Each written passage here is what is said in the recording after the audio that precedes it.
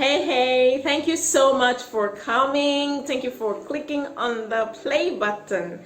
I am super excited that you came to watch this video. I did not take it for granted. So if this is your first time of coming here, please click the subscription button. Guess what? It doesn't bite. It doesn't bite, y'all. Please click the subscription button and turn on your notifications so that you can see other exciting videos, beautiful teaching videos as we drop them. My name is Mavi Okoro and I'm the founder of Mama Boy's Diary, where we believe that whole kids make whole adult, and by extension, we believe that it takes a whole adult to raise a whole child. Why? Because you cannot give what you do not have. So, beginning from the beginning of this month, we've been talking about how to teach how to raise excellent-minded children, right? And in the first episode, this is the third episode. In the first episode, we talked about what excellent-mindedness means. In the second episode, we looked at what comprises or what makes up excellence, and now we are going to teach you, or we're going to talk about how to actually teach this excellent-mindedness, bearing in mind that there are different age categories. I mean, your child could be 3, could be 13. It doesn't matter. You can still teach your child to be excellent, right? So this is where rubber meets the road. This is where we do the do. This is where we actually implement the things that we have been talking about.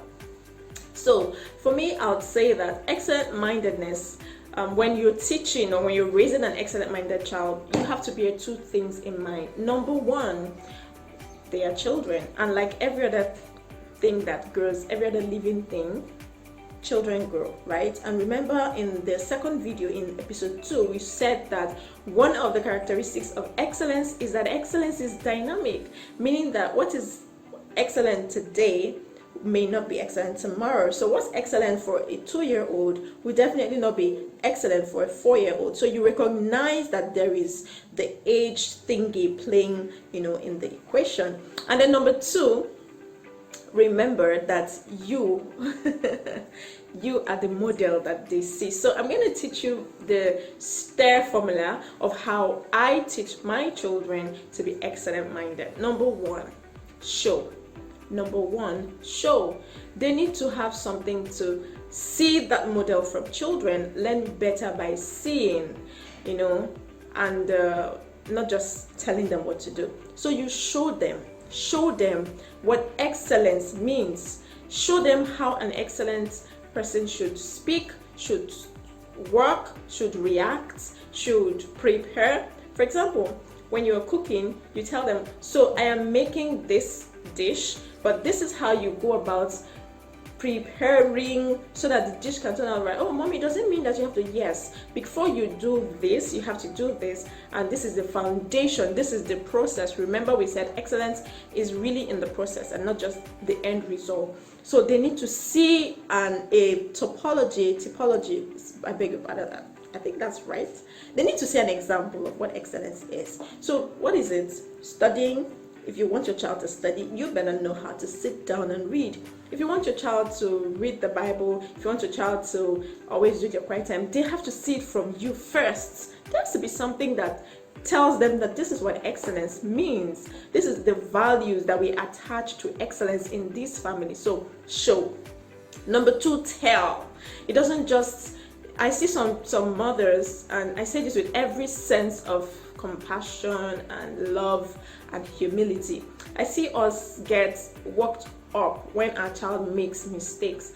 That is not supposed to be your reaction, because this is a child, obviously, and except they are doing it on purpose, which I believe that most children don't. Some of the mistakes they make aren't something that they want to. You have to be calm. You have to tell them what you expect them to do, and you have to say it in the language that they will understand, not in the language you think that they understand. Two different things. You have to tell them, because I have an 8-year-old, soon to be 8-year-old, and I have a 3-year-old, and the way I communicate to these two people, different, totally different. Same message, different communication style. For example, if your child finishes drinking pure water. By the way, if you're the kind of woman that, you drink water and you throw it anywhere, guess what? That's exactly what they're going to do.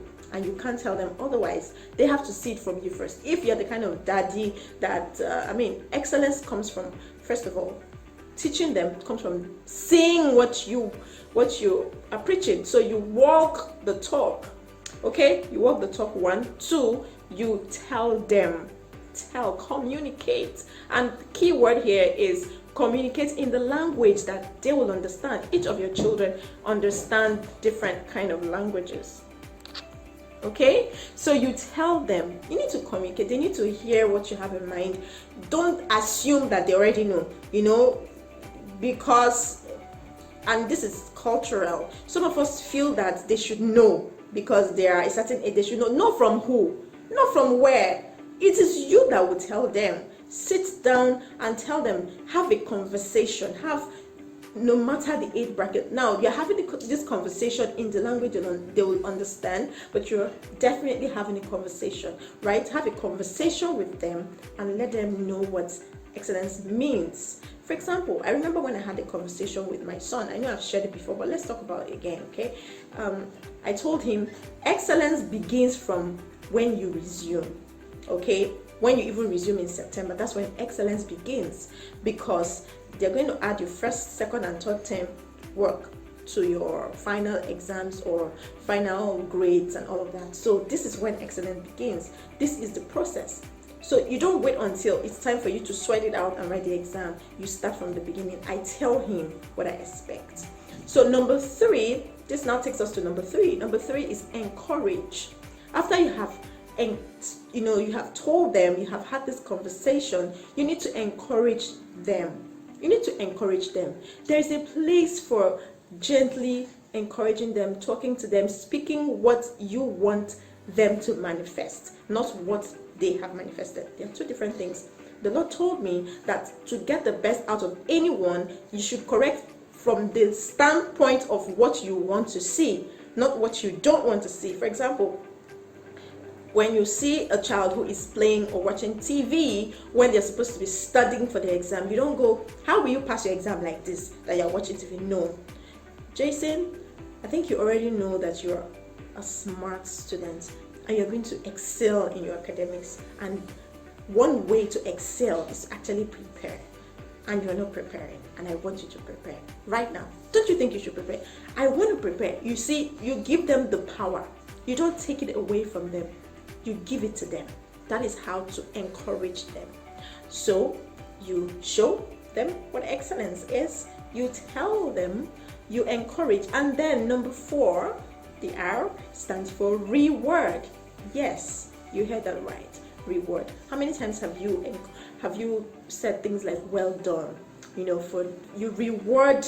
There are 2 categories of reward. You reward the effort and you reward the result.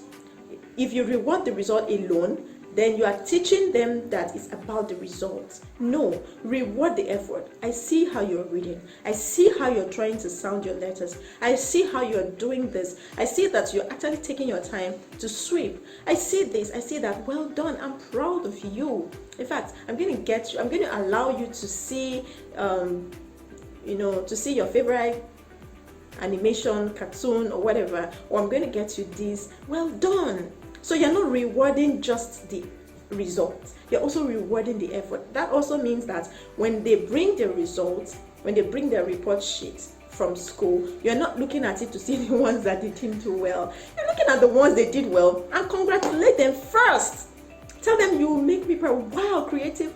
Wow, so beautiful. So I didn't really know that you were this gifted with creative arts. Wow, tell me about, you see the lights, it will just light up. Okay, so your marks, you did well. I mean, you scored 60, but last month, last term, it was 45. So well done. I see the effort that you're putting in. So now we're going to, don't use bots, because bot is negativity. So now we're going to think about how we will now make it from 60 to 80. Are you excited? And they go, yes. So you show them what excellence is. You tell them what excellence is. You encourage them, and then guess what? You reward them.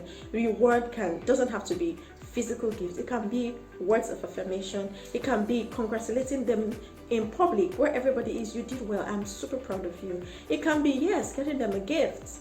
It can be any of those, but show them, tell them, encourage them, and reward them. Thank you so much for watching up to this point. And if you've gotten to this point, then this information is for you. Next week, we're going to have a prayer meeting.